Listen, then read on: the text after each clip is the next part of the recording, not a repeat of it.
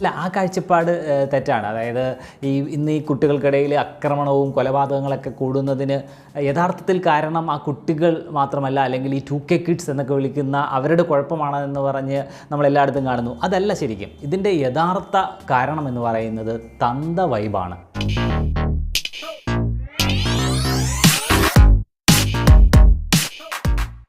ഇന്ന് നമ്മൾ കാണുന്ന ഒരുപക്ഷെ സമൂഹം കൂടുതൽ ചർച്ച ചെയ്യപ്പെടുന്ന ഒന്നാണ് ഈ കൊലപാതകങ്ങളും ആക്രമണങ്ങളും. അത് ചെറിയ കുട്ടികൾ, 18 വയസ്സ് പോലും തികയാത്തവർ പോലും കൂട്ടമായിട്ട് കൂട്ടുകാരെ കൊല്ലുന്ന സിറ്റുവേഷൻ ഉണ്ടാകുമ്പോൾ ഇതിൻ്റെയൊക്കെ കാരണം എന്താണ് എന്ന് ചോദിച്ചിട്ടുണ്ടെങ്കിൽ നമുക്കൊരിക്കലും ഒരു പിൻ പോയിൻ്റ് ചെയ്തതാ ദിസ് ഈസ് ദ റീസൺ എന്നങ്ങനെ ഒരു പോയിൻ്റായിട്ട് നമുക്ക് പറയാൻ കഴിയില്ല. ഇതിന് ഒരുപാട് കാരണങ്ങളുണ്ട്.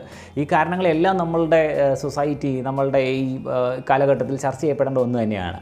ഇത്തരം സാഹചര്യങ്ങളിലേക്ക് നയിക്കുന്നതിൻ്റെ പല കാരണങ്ങളിൽ ഒരു കാരണമെന്ന് പറയുന്നത് തീർച്ചയായിട്ടും ആക്രമണങ്ങളിലൂടെയും കൊല്ലലിലൂടെയും മാത്രം വിജയിക്കാൻ കഴിയുന്ന നമ്മളുടെ ഗെയിമുകൾ, ഒരു പക്ഷേ മൊബൈലിലും കമ്പ്യൂട്ടറിലുമൊക്കെ ഒരു പർട്ടിക്കുലർ ജനറേഷൻ അഡിക്റ്റഡായി പോയിക്കൊണ്ടിരിക്കുന്ന ഗെയിമുകളുണ്ട്. ഇതിൽ കൊല്ലുക എന്നുള്ളതാണ് വിജയിക്കാനുള്ള മാർഗം. അപ്പോൾ ഇതിൻ്റെ രസകരമായൊരു കാര്യം, നമ്മൾ കോളേജിലൊക്കെ പഠിപ്പിക്കുമ്പോൾ അവിടുത്തെ സ്റ്റുഡൻസൊക്കെ ആയിട്ട് സംസാരിക്കുമ്പോൾ മനസ്സിലാക്കാൻ പറ്റിയേക്കുന്നൊരു കാര്യം എന്ന് പറയുന്നത്, അതായത് ഈവൻ ഒരു ലൈഫ് പാർട്ട്ണറെ അല്ലെങ്കിൽ അവരുടെ ബോയ് ഫ്രണ്ടിനെ, ഗേൾ ഫ്രണ്ടിനെ സെലക്ട് ചെയ്യുന്നതിന് പോലും ഇവർ ഇത്തരം കാരണങ്ങൾ അല്ലെങ്കിൽ ഇത്തരം ഗെയിമുകളെ ഇഷ്ടപ്പെടുന്നത് ഒരു റീസണായിട്ട് കരുതുന്നുണ്ടെന്നുള്ളതൊരു രസകരമായൊരു കാര്യമാണ്. അതായത് താൻ ഇഷ്ടപ്പെടുന്ന അല്ലെങ്കിൽ തൻ്റെ ഒരു ലൈഫ് പാർട്ട്ണറെ സെലക്ട് ചെയ്യുന്നതിന് ഇതുപോലെ കൊല്ലുന്നതിലൂടെയും ആക്രമണങ്ങളിലൂടെയും വിജയം കണ്ടെത്തുന്ന ഒരു ഗെയിം കളിക്കാൻ ഇഷ്ടപ്പെടുന്ന, അല്ലെങ്കിൽ അതിൽ പെയർ ചെയ്ത് കളിക്കാൻ ഇഷ്ടപ്പെടുന്ന ഒരാളെ നമുക്ക് ലൈഫ് പാർട്ട്ണറാക്കാൻ അല്ലെങ്കിൽ നമ്മുടെ മുന്നോട്ടുള്ള ജീവിതത്തിൽ കൂടെ കൂട്ടാൻ വേണ്ടി സെലക്ട് ചെയ്യുന്നു എന്നുള്ളത് പോലും നമ്മളുടെ ഇന്നത്തെ ഒരു യങ് ജനറേഷൻ്റെ അടുത്ത് നടക്കുന്നൊരു കാര്യമാണ്. അപ്പോൾ ഇത്തരം ഗെയിമുകൾ ഇവരൊരു പക്ഷേ ഒരു ദിവസം മണിക്കൂറുകളോളം ഇരുന്ന് കളിക്കുകയാണ്. അപ്പോൾ ഈ കളിക്കുന്ന സമയത്ത് ഇതിൽ മറ്റൊന്നുമില്ല, ആക്രമിക്കുക, കൊല്ലുക, മുന്നോട്ട് പോവുക. അങ്ങനെ കൊല്ലലിലൂടെ മുന്നോട്ട് പോവുകയും വിജയം കണ്ടെത്തുകയും അതിൽ സന്തോഷം കണ്ടെത്തുകയും ചെയ്തുകൊണ്ടിരിക്കുന്ന ഒരാൾക്ക്, ആ ഒരു വിർച്വൽ ലോകത്ത് ജീവിച്ചിരിക്കുന്ന ആൾക്ക്, അയാൾ റിയൽ ലൈഫിലേക്ക് വന്നു കഴിയുമ്പോഴും തൻ്റെ കൂട്ടുകാരനെ ഒരു വഴക്കുണ്ടാകുമ്പോഴേക്കും ഈ മൊബൈലിലോ ഇത്തരം ഗെയിമിലൊക്കെ കണ്ട അതേ സാധനത്തിൻ്റെ ഒരു റിപ്പീറ്റ് ചെയ്യുമ്പോൾ നമ്മൾ മനുഷ്യത്വം എന്നൊക്കെ വിളിക്കുന്ന ഒരു സാധനം ചിലപ്പോൾ ഫീൽ ചെയ്യാതെ പോവുകയും ഇയാൾ ആ ഒരു മൂഡിൽ തന്നെ, അതായത് ഒരു ഗെയിം കളിക്കുന്ന അതേ മൂഡിൽ തന്നെ അയാൾ ഈ കൂട്ടുകാരനെ കൊന്നുകളയുകയും ചെയ്യുന്നൊരു സിറ്റുവേഷൻ ഉണ്ടാകുന്നു എന്നുള്ളത് ഒരു പക്ഷേ ഇതിൻ്റെ ഒരു തീവ്രത നമ്മൾ മനസ്സിലാക്കി മുന്നോട്ട് കൊണ്ടുപോകുവാൻ സഹായിക്കുന്ന ഒന്നാണ്. അതുകൊണ്ട് ഈ കൊല്ലലിലൂടെ വിജയം കണ്ടെത്തുന്ന ഗെയിമുകൾക്ക് അഡിക്റ്റ് ആവുന്ന ഒരു സ്വഭാവത്തെ നമ്മളുടെ സൊസൈറ്റിക്ക്, ഒരു വ്യക്തിക്കോ ഒരു പാരൻറ്റിനോ അപ്പുറം ഒരു സൊസൈറ്റി തന്നെ, ഒരു സിസ്റ്റം തന്നെ, നമ്മളുടെ ഒരു ഭരണകൂടം തന്നെ അതിനൊക്കെ ഒരു കൺട്രോൾ വരുത്താനുള്ള ഒരു നീക്കം നടത്തേണ്ടത് വളരെ അത്യാവശ്യമായ ഒന്നാണ്. അതുപോലെ തന്നെ പ്രധാനപ്പെട്ട മറ്റൊരു വിഷയമാണ് ഇപ്പോൾ നമ്മൾ സംസാരിച്ചുകൊണ്ടിരിക്കുന്ന സിനിമകളുടെ ഇൻഫ്ലുവൻസ്.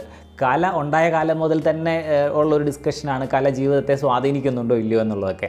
എന്തായിരുന്നാലും ഇന്ന് ഇറങ്ങുന്ന സിനിമകൾക്ക് ഉള്ള ഒരു പ്രത്യേകത എന്ന് പറയുന്നത് മാസ് സിനിമ എന്നുള്ളൊരു കോൺസെപ്റ്റിലേക്ക്, അല്ലെങ്കിൽ മാസ് എന്നുള്ളതിനെ കൊല്ലുന്ന സിനിമ എന്ന് പറയുന്നതായിരിക്കും കുറച്ചും കൂടി നല്ലത്.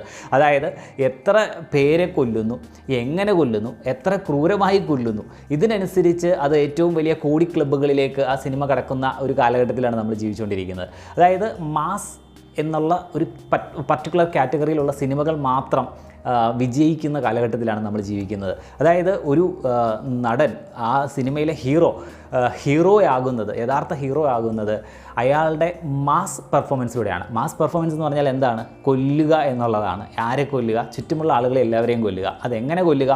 എത്രമാത്രം ക്രൂരമായി കൊല്ലാമോ അത്രമാത്രം ആ നടൻ ഹീറോയായി മാറുകയാണ്. അയാളുടെ യഥാർത്ഥ ഹീറോയിസം എന്ന് പറയുന്നത് കൊല്ലലിലൂടെയാണ്. പണ്ട് നമ്മൾ നന്മകളുടെ പ്രതീകമായിരുന്നു നായകൻ എന്നൊക്കെ പറയുമ്പോഴും ഇപ്പോഴും ഈ നന്മകളെ നമ്മൾ കാണിക്കുന്നത് കൊല്ലലിലൂടെയാണ്. ഈയിടെ ഇറങ്ങിയ പല സിനിമകളൊക്കെ ശ്രദ്ധിച്ചാൽ മനസ്സിലാവും, അതിനകത്ത് പ്രത്യേകിച്ചൊരു കോണ്ടൻ്റ് ഒന്നും ആവശ്യമില്ല. നമ്മൾ എത്രമാത്രം വയലൻസ് അതിലേക്ക് നിറയ്ക്കാമോ അത്രമാത്രം ആ സിനിമയെ ആളുകൾ ഇഷ്ടപ്പെടുന്നു എന്ന് പറയുന്ന ഒരു സിറ്റുവേഷൻ ഉണ്ടാവുകയാണ്. ഇന്ത്യയിൽ ഏറ്റവും വലിയ വയലൻസ് ഉള്ള സിനിമ എന്ന് പറഞ്ഞാൽ അതിന് ഒരു വ്യൂവർഷിപ്പ് ഉണ്ടാകുന്നു എന്ന് പറയുന്നത് തീർച്ചയായും ഇന്ന് നമ്മൾ കാണുന്ന ഈ മോശമായ ആക്രമണ കൊലപാതക സിറ്റുവേഷനുകൾക്ക് ഒരു കാരണമാവുന്നുണ്ട്. കാരണം എന്താണെന്ന് വെച്ചിട്ടുണ്ടെങ്കിൽ ഈ ഹീറോ പരിവേഷം ഒരു മാസ് ഡയലോഗും പറഞ്ഞ് ഒരാളെ കൊന്നു കഴിഞ്ഞിട്ടുണ്ടെങ്കിൽ അയാൾ ഹീറോയാവുകയാണ്. അപ്പോൾ നമ്മൾ ഈയിടെ നടന്ന പല കൊലപാതകങ്ങളുടെയോ ആക്രമണങ്ങളുടെയോ ഒക്കെ മൊബൈൽ വിഷ്വൽസും ഒക്കെ നമ്മൾ കണ്ടിട്ടുണ്ട്. കാണുന്ന സമയത്തൊക്കെ നമുക്ക് മനസ്സിലാക്കാൻ പറ്റുന്ന ഈ സിനിമയ്ക്ക് സമാനമായിട്ടുള്ള ഒരുപാട് മാസ് ഡയലോഗ്സും കൂടി ഇവർ ഇതിൽ പറയുന്നുണ്ട് എന്നുള്ളതാണ്. അപ്പോൾ തീർച്ചയായിട്ടും ഇത്തരം സിനിമകളുടെ ഇൻഫ്ലുവൻസ് ഇവരിൽ ഇത്തരം കാര്യങ്ങൾ ചെയ്യുന്നതിന് വേണ്ടി പ്രേരിപ്പിക്കുകയും ഒപ്പം തന്നെ ഇത്തരം വിഷ്വൽസ് കാണുന്ന സമയത്ത് നമ്മൾ മനസ്സിലാക്കുന്ന ഒരു കാര്യമാണ് ഇതിൽ ഒരു സപ്പോർട്ട്, ഒരു പുറത്തു നിന്നുള്ള ഒരു സപ്പോർട്ട്, കൂടെ നിൽക്കുന്ന ഫ്രണ്ട്സിൽ നിന്നുള്ള സപ്പോർട്ട്, അവരുടെ കയ്യടികൾ, അവരുടെ ചിരികൾ എല്ലാം ഇവരെ ഹീറോയാക്കി മാറ്റുകയും അത് അവരെ കൂടുതൽ കാര്യങ്ങൾ ചെയ്യാൻ പ്രേരിപ്പിക്കുകയും ചെയ്യുന്നുണ്ട്. തീർച്ചയായിട്ടും സിനിമയുടെ ഇൻഫ്ലുവൻസ് എന്ന് പറയുന്നതിൽ ഒരു ശതമാനം പോലും തെറ്റില്ല എന്നുള്ളതാണ്. അപ്പോൾ ഇത്തരം സിനിമകളെ നിയന്ത്രിക്കേണ്ടതിൻ്റെ ആവശ്യകതയുണ്ടോ എന്ന് ഇത്തരം ആക്രമണങ്ങളോ ഇത്തരം കൊലപാതകങ്ങളൊക്കെ നടക്കുന്ന ഈ സിറ്റുവേഷൻസിൽ നമ്മൾ ചിന്തിക്കേണ്ടതുണ്ട്. നമ്മുടെ സിസ്റ്റം, നമ്മളെ ഭരിക്കുന്ന സിസ്റ്റം ഇത്തരം കാര്യങ്ങളിൽ നല്ല രീതിയിലുള്ള ഇടപെടലുകൾ നടത്തേണ്ടത് വളരെ ആവശ്യമായ ഒന്നാണ്. ഈ കാര്യങ്ങൾ പോലെയോ അല്ലെങ്കിൽ ഇതിനേക്കാളും പ്രധാനപ്പെട്ടത് എന്ന് തോന്നുന്ന ഒരു കാര്യമാണ് അടുത്തത് പറയാൻ തോന്നുന്നത് എനിക്ക്. അതായത് തന്ത വൈബ് എന്ന് പറയുന്ന ഒരു പ്രതിഭാസത്തിൽ കുടുങ്ങിക്കിടക്കുകയാണ് നമ്മളുടെ ഒരു തലമുറ.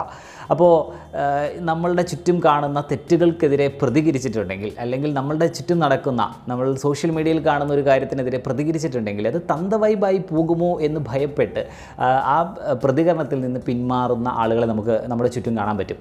സോഷ്യൽ മീഡിയയിൽ മാത്രമല്ല, സോഷ്യൽ മീഡിയയിലും നമ്മുടെ സൊസൈറ്റിയിലും നമ്മുടെ വീടുകളിൽ പോലും ഉണ്ട്. അപ്പോൾ നമ്മുടെ വീടുകളിൽ നമ്മളുടെ കുട്ടികൾ ഏതെങ്കിലും ഒരു കാര്യം ചെയ്യുമ്പോൾ അത് തെറ്റാണ് എന്ന് ഇവരുടെ പാരൻസിന് തോന്നുന്നുണ്ടെങ്കിലും അതിനെ തിരുത്താൻ ശ്രമിച്ചാൽ ഇത് തന്ത വൈബാകും എന്നുള്ള ചിന്തയിൽ അതിനെ തിരുത്താതിരിക്കുകയും ഇപ്പോഴത്തെ പിള്ളേർ അങ്ങനെയാണ് എന്നുള്ള രീതിയിൽ അവരെ അതിനെ അനുവദിച്ചു കൊടുക്കുകയും അതിലെ തെറ്റുകളെ തിരുത്താൻ ശ്രമിക്കാതിരിക്കുകയും ചെയ്യുന്ന തന്ത വൈബ് പ്രതിഭാസം ഇന്ന് നമ്മൾ കാണുന്ന പ്രശ്നങ്ങൾക്ക് വളരെ പ്രധാനപ്പെട്ട ഒരു റീസണാണ്.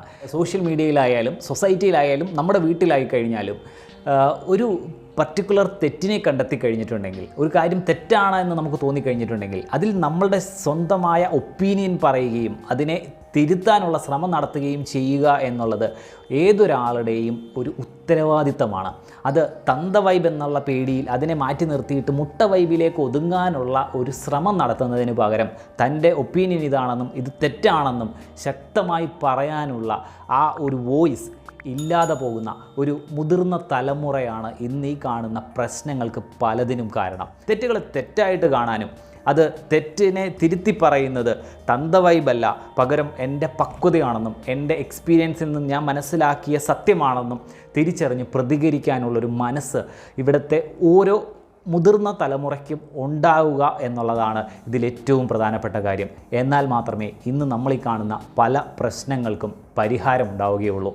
അതുപോലെ ചെറുപ്പക്കാരോട്, യുവാക്കളോട് എനിക്ക് പറയാൻ തോന്നുന്ന കാര്യമെന്ന് പറയുന്നത് നമ്മളുടെ മൊബൈലിൽ നമ്മൾ കാണുന്ന, കൊന്ന് വിജയം കണ്ടെത്തുന്ന ഗെയിം അല്ല ജീവിതം.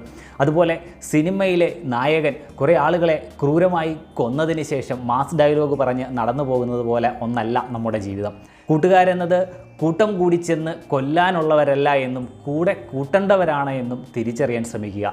സ്നേഹം എന്ന ഒരു വികാരത്തെ തിരിച്ചറിയാനും മനുഷ്യത്വം എന്ന് പറയുന്നത് എന്താണെന്ന് തിരിച്ചറിയാനും ഉള്ള മനസ്സ് നമുക്കുണ്ടാവുക. ചുറ്റുമുള്ളവരെ നമ്മൾ തന്നെയായിട്ട്, നാം തന്നെയായിട്ട് തിരിച്ചറിയാനുള്ള മനസ്സുണ്ടാവുകയും സ്നേഹത്തോടെ എല്ലാവരെയും കരുതി മനസ്സിലാക്കി സ്നേഹിച്ച് മുന്നോട്ട് കൊണ്ടുപോകാനും സാധിക്കട്ടെ എന്ന് ആശംസിക്കുന്നു.